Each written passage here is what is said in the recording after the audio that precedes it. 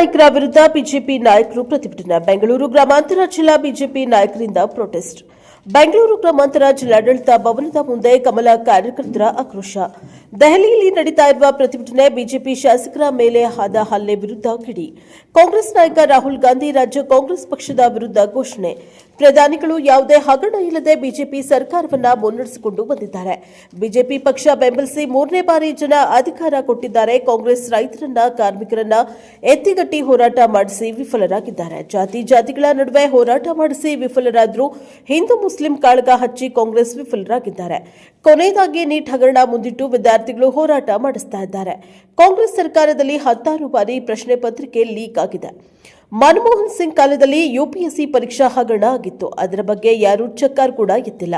ಕಾಂಗ್ರೆಸ್ನ ನೀಚ ಬುದ್ಧಿಯಿಂದ ಕಾಕ್ರೋಚ್ ಎಂಬ ಪಕ್ಷ ಇದೆ. ಹೊರ ರಾಷ್ಟ್ರಗಳಾದ ಚೈನಾ ಮತ್ತು ಪಾಕಿಸ್ತಾನದಿಂದ ದೇಣಿಗೆಯನ್ನ ತಂದಿದ್ದಾರೆ. ಈ ದೇಶದ ಹಿಂದುತ್ವವನ್ನ ಶಕ್ತಿಯನ್ನ ಹೊಡೆಯಲು ಕುತಂತ್ರ ಮಾಡಿದ್ದಾರೆ. ಕಮ್ಯುನಿಸ್ಟ್ ಪಕ್ಷಗಳು, ಎಎಪಿ ಪಕ್ಷದವರು ಬಿಜೆಪಿಯ ಅಧಿಕಾರವನ್ನ ಕಿತ್ತುಕೊಳ್ಳಬೇಕು ಎಂಬ ಹುನ್ನಾರ ಮಾಡಿದ್ದಾರೆ ಎಂದು ಕಿಡಿಕಾರಿದರು. ಬೆಂಗಳೂರು ಗ್ರಾಮಾಂತರ ಜಿಲ್ಲಾ ಬಿಜೆಪಿ ಅಧ್ಯಕ್ಷ ರಾಮಕೃಷ್ಣ ಹೇಳಿಕೆಯನ್ನ ನೀಡಿದ್ದಾರೆ. ಪ್ರತಿಭಟನೆಯಲ್ಲಿ ಬಿಜೆಪಿ ನಾಯಕರು, ಮುಖಂಡರು, ಕಾರ್ಯಕರ್ತರು ಭಾಗಿ.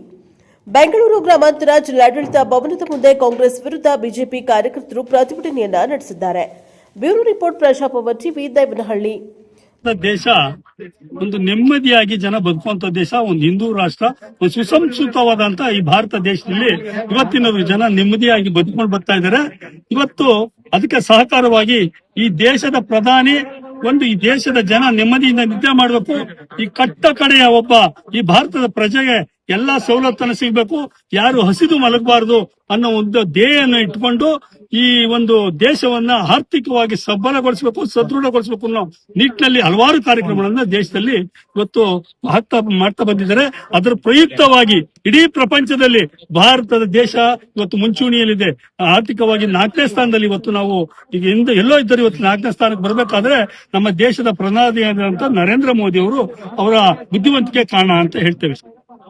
ಈ ನಿಟ್ಟಿನಲ್ಲಿ ಸರ್ಕಾರವನ್ನ ನಡೆಸ್ತಾ ಇರಬೇಕಾದ್ರೆ ಇವರಿಗೆ ಯಾವುದೇ ನರೇಂದ್ರ ಮೋದಿ ಆಗಲಿ ಭಾರತೀಯ ಜನತಾ ಪಕ್ಷದ ಸರ್ಕಾರದ ಯಾವುದೇ ಒಂದು ತಪ್ಪನ್ನು ಹುಡುಕ್ಲಿಕ್ಕೆ ವಿಫಲರಾಗಿದ್ದಾರೆ.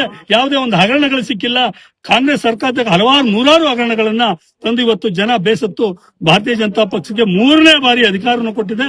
ಸತತವಾಗಿ ಯಾವುದೇ ಒಂದು ಹಗರಣವನ್ನು ಇದ್ರೆ ಭಾರತೀಯ ಜನತಾ ಪಕ್ಷ ಅಧಿಕಾರವನ್ನು ನಡೆಸ್ಕೊಂಡ್ ಬರ್ತಕ್ಕಂತ ಟೈಮಿನಲ್ಲಿ ರೈತರನ್ನ ಎತ್ಕಟ್ಟಿದ್ರು.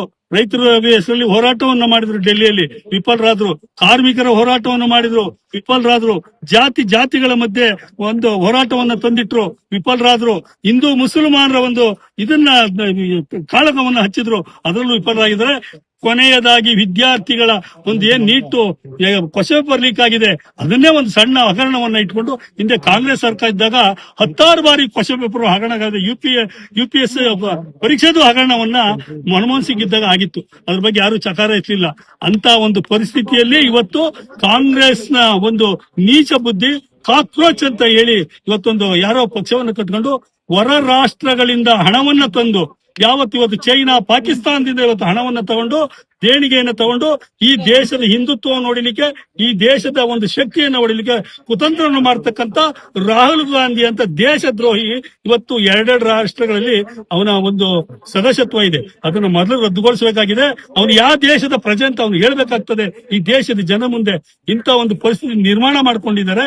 ಈ ಒಂದು ಪರಿಸ್ಥಿತಿಯಲ್ಲಿ ಕಮ್ಯುನಿಸ್ಟ್ ಅವರು, ಆಮ್ ಆದ್ಮಿ ಪಾರ್ಟಿ ಅವರು, ಇಡೀ ರಾಷ್ಟ್ರದಲ್ಲಿ ಎಲ್ಲಾ ಪಕ್ಷಗಳು ಭಾರತೀಯ ಜನತಾ ಪಕ್ಷವನ್ನ ಒಂದು ಅಧಿಕಾರದಿಂದ ಕಿತ್ಕೊಬೇಕು, ನಾವು ಕಬಳಿಸಬೇಕು ಅನ್ನೋ ಒಂದು ಹುನ್ನಾರವನ್ನು ಮಾಡಿ ಇವತ್ತು ಈ ಒಂದು ಪರಿಸ್ಥಿತಿ ತಂದಿಸವ್ರೆ.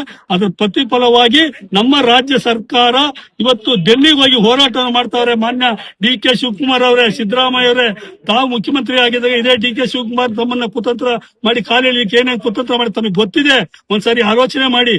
ಇಲ್ಲಿ ಯುಪಿಎಸ್ಸಿ ನಲ್ಲಿ ಇವತ್ತು ಹಗರಣಗಳು ಜಿರಳೆ ಬಿದ್ದಲ್ಲ, ಹೆಗಣ ಬಿದ್ದದೆ ಅವ್ರ ತಟ್ಟೆಲಿ. ಅದನ್ನ ಸರಿ ಮಾಡಿಸ್ಕೊಳ್ಳಂತ ಕೆಪಿಎಸ್ಸಿ ನಲ್ಲಿ ಅದನ್ನ ಸರಿ ಮಾಡ್ಕೊಳ್ಳಂತ ಯೋಗ್ಯತೆ ನಿಮ್ಗಿಲ್ಲ. ಒಂದೊಂದು ಯುಪಿಎಸ್ಸಿ ಒಂದು ಅರ್ಹತೆ ಇಲ್ದಂತ ಒಂದು ವ್ಯಕ್ತಿಗಳಿಗೆ